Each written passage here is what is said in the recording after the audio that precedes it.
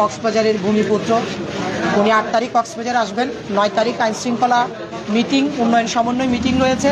আমার মনে হয় উনি একবার যদি আইনশৃঙ্খলা মিটিংয়ে বসে, তাহলে কক্সবাজারের সবাই সেই দিন থেকে নাকের মধ্যে যে নাফা দেয়, মানে গরুকে যেভাবে নাফা দেয় সেরকম নাফা পড়বে সবাই। আমি মনে করি কিশোর গ্যাং বলেন, এই যে সিনিয়ররা বলেন, বড়রা বলেন, সবাই কিন্তু নাফাই পড়বে ওই দিন।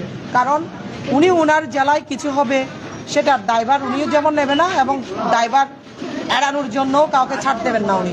সেজন্য আমাদের আইনশৃঙ্খলা মিটিং না হওয়া পর্যন্ত এমনিতে নির্বাচনের পরে সব কিছু এখনও এলোমেলো গুছানো হয় নাই। এই ঘটনার সাথে আপনারা রাজনীতির টানাটানি করলে আমার মনে হয় ভালো হবে না। এখানে আমাদের মানে অভিভাবককে নিয়ে এখানে কথা বলাটা উচিত হবে না। দীর্ঘদিন ধরে আরিফ নামের গ্রুপের কথা শুনে আসছি, আরিফের গ্রুপের কথা। আরও একটা গ্রুপ সৈকতপাড়াতে ছিল, ওই ছেলেটা এখন অ্যারেস্ট হয়েছে, জসিম, ও এখন অ্যারেস্ট আছে। এখন আরিফ আসলে বাহারছড়ার ছেলে না, আমি একটু আগেও ব্রিফ করছি।